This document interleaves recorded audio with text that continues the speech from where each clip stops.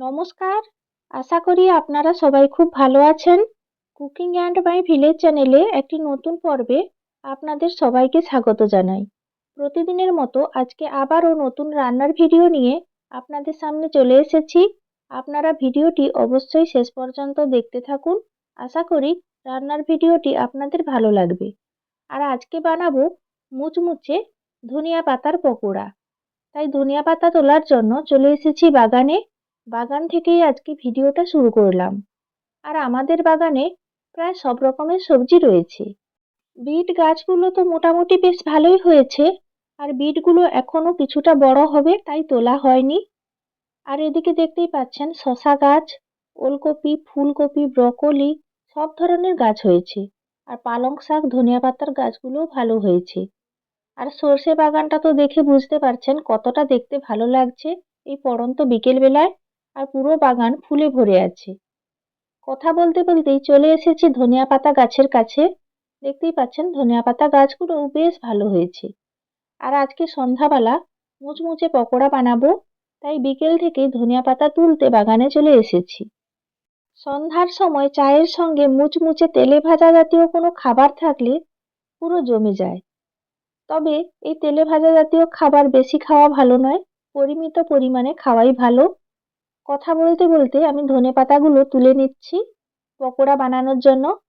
দেখতেই পাচ্ছেন আপনারা বেশ অনেকগুলোই ধনিয়া পাতা তুলে নিয়েছি, একদম টাটকা তাজা বাগানের ধনিয়া পাতা। এবার যাব বাড়ির দিকে পকোড়া বানানোর জন্য। কিছু সময় পর চলে এসেছি রান্নাঘরে। প্রায় সন্ধ্যা হয়ে এসেছে। আর বিকেলবেলা তুলে আনা ধনিয়া পাতাগুলোকে ধুয়ে পরিষ্কার করে নিয়ে কুচি করে নিয়েছি। আর পকোড়া তৈরির জন্য সমস্ত উপকরণ রেডি করে নিয়ে চলে এসেছি রান্নাঘরে। এবার কুচানো ধনেপাতার মধ্যে এক এক করে সব উপকরণগুলো দিয়ে দেব। দিয়ে দিচ্ছি পরিমাণ মতো বেসন। আপনারা পরিমাণ মতো ধনিয়া পাতার সঙ্গে সামঞ্জস্য রেখে বেসনটা ব্যবহার করবেন। বেসনের সঙ্গে প্রায় ছোট চামচে 3 চামচ মতো দিয়ে দিলাম কর্নফ্লোর, তাহলে মুচমুচে হবে। আর দিয়ে দিচ্ছি পেঁয়াজ কুচি। পেঁয়াজগুলোকে দেখতেই পাচ্ছেন একটু মোটা করে কুচি করেছি, তাহলে মুখে পড়বে পকোড়া ভাজার পর আর খেতে ভালো লাগবে। আর পেঁয়াজ কুচি একটু বেশি পরিমাণেই দিলাম। ঝালের জন্য দিয়ে দিচ্ছি কাঁচা লঙ্কা কুচি। আজকে আমি এই পকোড়াতে গুঁড়ো লঙ্কা ব্যবহার করব না, কাঁচা লঙ্কা দিয়েই পকোড়া বানাবো। আপনারা ঝাল বেশি খেতে চাইলে আরও বেশি পরিমাণে কাঁচা লঙ্কা ব্যবহার করতে পারেন। দিয়ে দিচ্ছি এই পর্যায়ে পরিমাণ মতো লবণ। দিয়ে দিচ্ছি পরিমাণ মতো হলুদের গুঁড়ো। আর কোনো মশলা দেব না। লবণ, হলুদ, কাঁচা লঙ্কা আর পেঁয়াজ কুচি দিয়ে আজকে পকোড়াগুলো তৈরি করব। তাতেই স্বাদ খুব ভালো হবে। এই পর্যায়ে চামচের সাহায্যে সব কিছু বেশ ভালোভাবে মাখিয়ে নিচ্ছি। প্রথমে জল ব্যবহার করব না, ধনেপাতা থেকে কিছুটা জল ছাড়বে, তাই প্রথমে সব কিছু চামচের সাহায্যে ভালোভাবে মিশিয়ে নিচ্ছি। মেশানো হয়ে গেছে, এবার অল্প অল্প করে জল দিয়ে একটা ব্যাটার তৈরি করে নেব। প্রথমেই বেশি পরিমাণে জল দিয়ে দিলে ব্যাটারটা পাতলা হয়ে যাবে, কারণ লবণ দেওয়া আছে, ধনেপাতা ও পেঁয়াজ থেকে হালকা জল ছাড়বে। অল্প অল্প করে জল দিয়ে আমি ব্যাটারটা তৈরি করে নিচ্ছি। আর ব্যাটারটা মাখানোর পর আমি আধা ঘন্টা রেস্টে রেখে দেব, তাহলে ব্যাটারটা খুব ভালোভাবে সেট হয়ে যাবে। দেখতেই পাচ্ছেন ধনিয়া পাতার পকোড়া বানানোর জন্য ব্যাটার তৈরি করে নিয়েছি।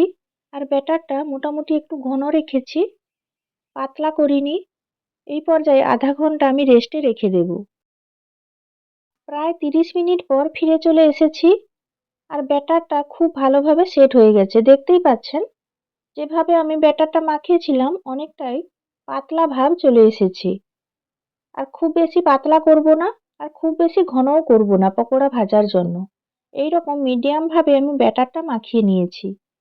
আবারও চামচের সাহায্যে একটু ভালোভাবে সবকিছু মাখিয়ে নিলাম। আর এদিকে কড়াই বসিয়ে দিয়েছি। কড়াই প্রথমে ভালো করে গরম করে নিয়েছি। এই পর্যায়ে পকোড়া ভাজার জন্য কড়াইতে দিয়ে দিচ্ছি পরিমাণ মতো সাদা তেল।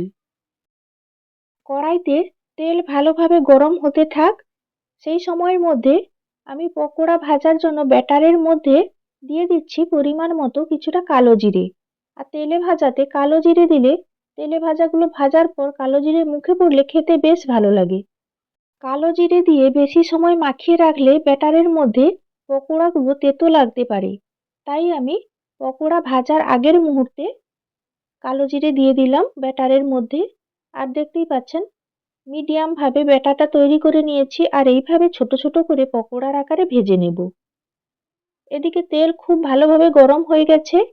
এই পর্যায়ে এক এক করে ধনিয়া পাতার পকোড়া ভাজার জন্য তেলের মধ্যে ব্যাটার দিয়ে দিচ্ছি। সন্ধ্যার সময় মাঝে মাঝে তেলে ভাজা জাতীয় খাবার খেতে তো সবারই ভালো লাগে, খেতে ইচ্ছেও করে। তবে বাড়িতে একটু কষ্ট করে তৈরি করে নিলেই ভালো, কারণ বাজারের খাবারগুলোতে ভেজাল থাকে, আর বাড়িতে তৈরি করলে ফ্রেশ জিনিস দিয়ে তৈরি করা হয়, আর স্বাদের একটু হয়তো হেরফের হয়, তবে কোনো ক্ষতি হয় না শরীরের তেমন। পকোড়াগুলোর একদিক মোটামুটি ভাজা হয়েছে, খুন্তি দিয়ে তলার দিকটা একটু নাড়িয়ে দিচ্ছি, তাহলে পকোড়াগুলো খুব ভালোভাবে উঠে যাবে।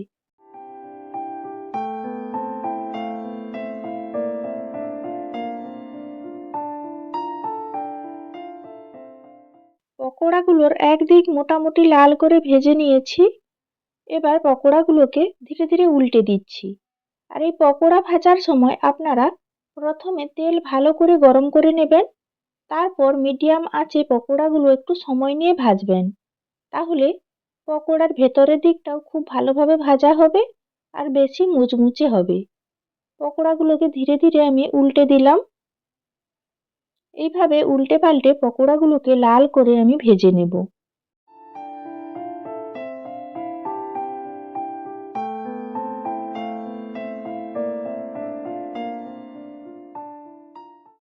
পকোড়াগুলো ভাজা হয়ে গেছে, এবার আমি তুলে নিচ্ছি।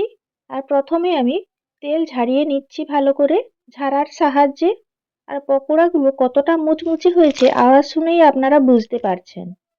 দ্বিতীয়বার আবারও ধনিয়া পাতার পকোড়াগুলো তেলের মধ্যে দিয়ে দিচ্ছি এক এক করে, আর একইভাবে এই পকোড়াগুলোকেও ভালো করে ভেজে নেব।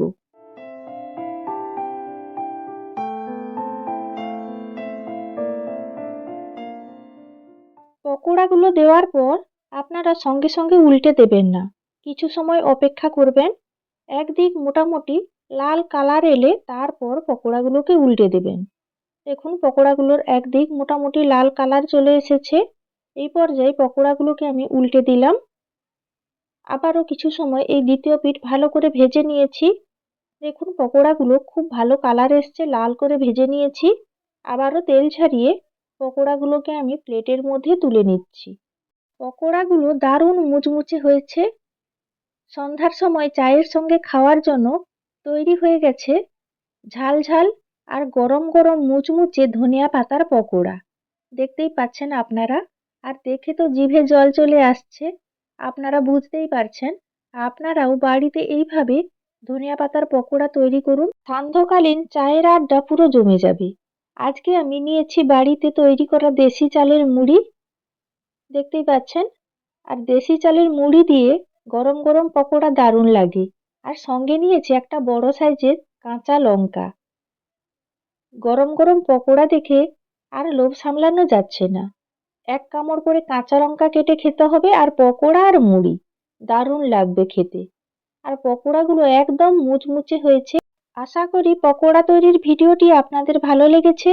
আর ভিডিওটি যদি ভালো লেগে থাকে লাইক শেয়ার কমেন্ট করে পাশে থাকবেন।